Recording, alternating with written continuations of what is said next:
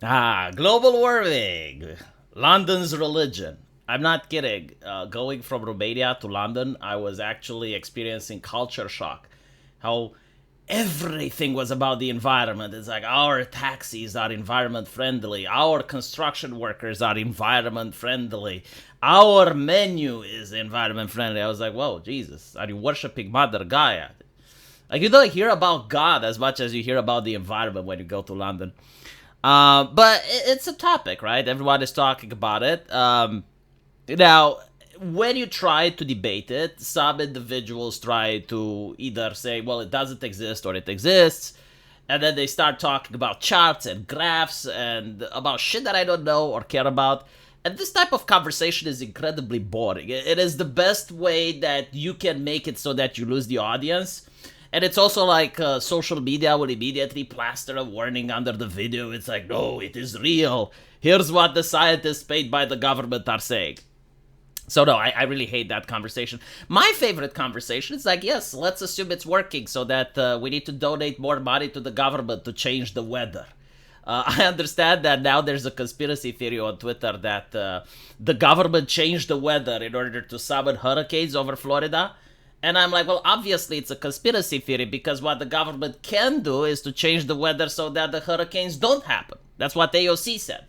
AOC said that if only we take environmentalism more seriously, then there wouldn't be hurricanes or something in that manner, right? Which is basically like, look, the government can make the weather be nicer. It can never make the weather be evil, but it's all about the government at the end of the day.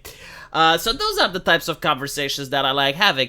See, one of the most interesting things is the carbon footprint. Yes, the carbon footprint. Now, the reason I find it interesting is that wealthy people have a larger carbon footprint than poor people. I mean, this is not even debatable, right? Like, imagine if you have a person living in a hut.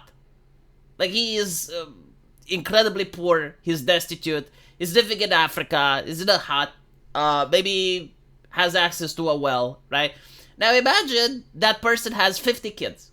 Like, completely astonishing number, yeah? But, like, all those 50 kids live in the same rural area, they all have huts, and they only have access to a well. How much carbon footprint do you think that all of them together have? Probably very small, right? Now let's imagine a random person living in London. He's got his own car, he's driving around, he's got air conditioning, he's got computers, he spends his money on entertainment, goes out clubbing. What do you think his carbon footprint is like? Probably higher. So why is it that the same government that's like, oh, let's protect the weather, let's lower the carbon emission, why is it that they're taking people from poor places of the world and moving them to London? Like, if you have a guy that, let's say, actually does live in a hut, and all of a sudden he has the ability to go to London, the trip alone is going to cost a little bit of carbon, right?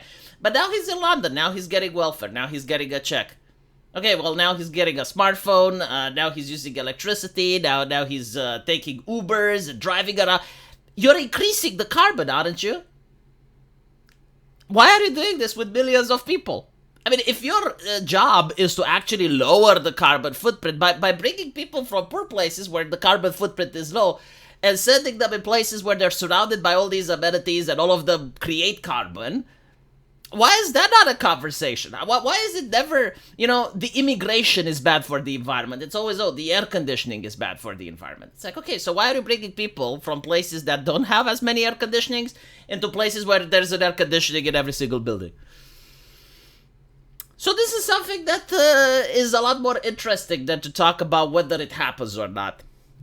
Because you don't need to understand the science to see how ridiculous this shit is.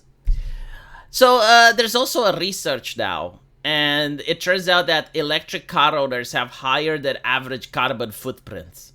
Study reveals. Electric cars have slowly but surely become the ultimate status of symbol. But apparently researchers at the evil University of Turku, Finland, have found that an average EV driver actually has a bigger carbon footprint than the drivers that own petrol cars. The fact that you actually have to spend government money in order to do this quote-unquote research, which is just common sense, is astonishing. But again, there are individuals that when you tell them wisdom, you just tell them how things are, they don't believe it. So they need to see the research. They need to see The people at the university taking something that's common sense and passing it through the research papers. Yeah, rich people pollute more. Electric cars are expensive. And by the way, it's a posh thing. Like, most people do not want electric cars because if you want to plan a trip in my country from where I'm at to the capital, it's like 400 kilometers or so. Can you do that with an electric vehicle? I mean, maybe you can. I don't even know if you have enough charging stations. But the road itself, like charging an electric vehicle, requires a lot of time. You know, it's not as efficient as a gas powered. And then you go into the mountains and you have to climb the car all the way up the mountain. And what if it breaks? If you have a regular car that breaks, there's auto services at almost every step of the way. See, Romania hasn't really adopted the smart car mental illness. And you can just repair it almost everywhere. But if you have an electric vehicle that breaks, I mean, you need a mechanic that understands the software, that knows exactly how the car functions. Because, like, many old mechanics probably haven't updated their knowledge. So in a country like Romania, yeah, like, an electric vehicle is incredibly impractical. It's something that only rich people buy. And it's exactly like the study says. It's so that they can show off how much they give a shit about the environment. When in reality, they don't. Like, these are not individuals that are going to turn off their air conditioning.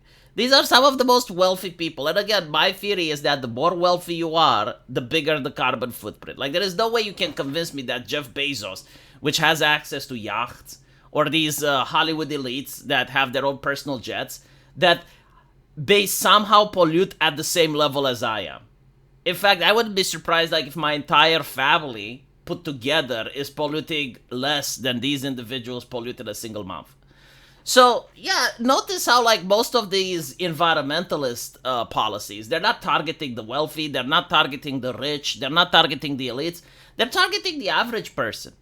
And it's like, oh, well, you need to make sure you don't have a car, or you need to make sure that your gas stove doesn't exist anymore. And this is why people find it unfair. This is why people are thinking that, yeah, it's kind of fucked up, and why they resist this type of ideology, which always goes hand in hand with left-leaning ideology. I mean, to no one's surprise, Greta Thunberg is now Free Palestine. Like, I could have predicted this even before I knew her political ideologies or anything like that. At least the newspapers hate her now. Like, if you look at the newspaper articles about Greta Thunberg before and after her support for Palestine, night and day difference. I wonder why.